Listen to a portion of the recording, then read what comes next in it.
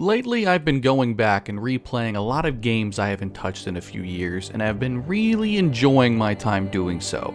Two of those games were the most recent in the Deus Ex series, Human Revolution and Mankind Divided. See, I wasn't really a big immersive sim kind of guy back in the day, so I don't hold a lot of love for the original Deus Ex or Invisible War, and I've tried to get back into them recently, and I just can't. Maybe a remake could suck me in, but I'm really still hoping for a conclusion to the original planned trilogy for new protagonist Adam Jensen. I never asked for this.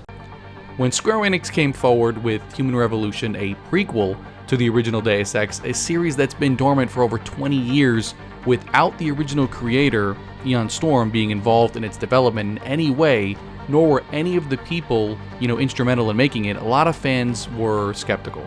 The game was instead being made by Eidos Montreal, a then unknown studio with no reputation and no games under its resume.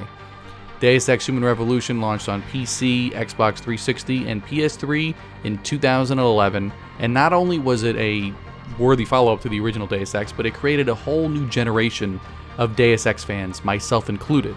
The team created a beautiful, neo-Renaissance art style that infused this dark future with an ornate black and gold elegance until the director's cut sadly removed it for some reason.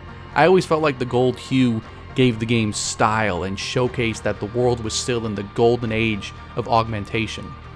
The team took us back 25 years before the first game to a world where the controversial concept of mechanical body modification was just beginning to emerge. They also introduced us to the new hero, Adam Jensen. I never asked for this. A man saved from the brink of death by being extensively augmented following a terrorist attack at the company he works head of security for, Seraph Industries. Jensen is dripping in style, long black trench coat, cool looking augmented sunglasses that he even wears at night. I wear my sunglasses at night. A stylishly pointy beard, all brought to life by actor Elias Tofexis. The reaction to it, which was unexpected. I knew that the original Deus Ex was a really popular game, and I knew this would get a reaction.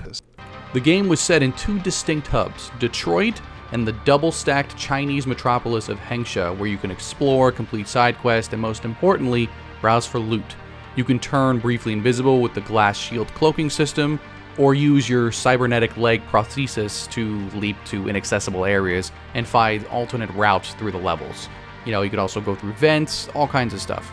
As Jensen comes to terms with his new unwanted augmented body, I never asked for this. he hunts for the terrorists who attacked his place of work and left him for dead, and his ex-girlfriend and team of scientists kidnapped. In true Deus Ex fashion, the more he learns about the attack, the deeper the conspiracy gets. Plot elements from the original, including the sinister VersaLife Corporation, begin to creep in, teasing you of where we know this prequel series will eventually end up.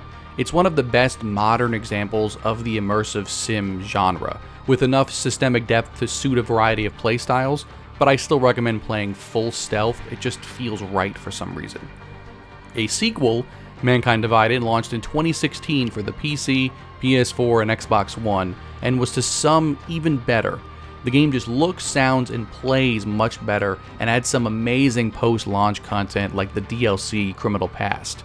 There was just one hub this time, the city of Prague, but it was bigger, more intricate, and more detailed than both Detroit and Hengsha combined.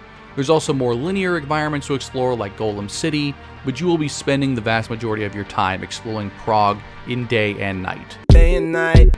This time, Jensen was after the Illuminati, who orchestrated an event at the end of Human Revolution where augmented people around the world turned violent and killed tens of millions of people. Now, these games are masterful in creating detailed worlds to explore and interact with. For the first game, the team of artists designed and built around 1,400 props. The sequel, Mankind Divided, probably had 3 times as many. The result is a world that feels cluttered, it feels lived in, and it's a way that few games can do. And this game unfortunately introduced a slew of problems that ultimately probably led to the series' downfall. That and Square Enix's unrealistic expectations. Mankind Divided didn't sell as well as Square Enix hoped. A follow-up was cancelled, and Eidos Montreal was reassigned to work on Marvel's Avengers, and Shadow of the Tomb Raider with Crystal Dynamics, and we all know how those turned out. Mankind Divided also incorporated horrible microtransactions. The complaints revolve around single-use, single-save pre-order items. The DLC items are saved in storage, and you can transfer them at any point to your inventory. But unfortunately, what players were discovered is that after you use the DLC items in your inventory, you can't use them again, even on another playthrough. In response, the community suggested players make a save as soon as the game allows, claim the pre-order DLC, then start every new playthrough from that save instead of like New Game Plus or something. It's a ridiculous situation, an even more ridiculous workaround that they forced upon players. And ever since then, we haven't heard a peep about this franchise, which stings a bit as Mankind Divided ended on a huge cliffhanger. It honestly felt as when the story was about to begin, the game just ended, as Eidos was probably banking on an immediate green light for a sequel. And now we may never get the conclusion. We had some rumors of a Deus Ex game being made, as Eidos Montreal was picked up by Embracer, but unfortunately as of January 29th, it's been confirmed the game is now cancelled, and Eidos has been hit with layoffs, over 97 employees to be exact. This has been a tough year for game developers, and we're still in January. Sadly, any little hope Deus Ex fans had for a continuation to Mankind Divided and Adam Jensen's story, that's probably never going to happen now.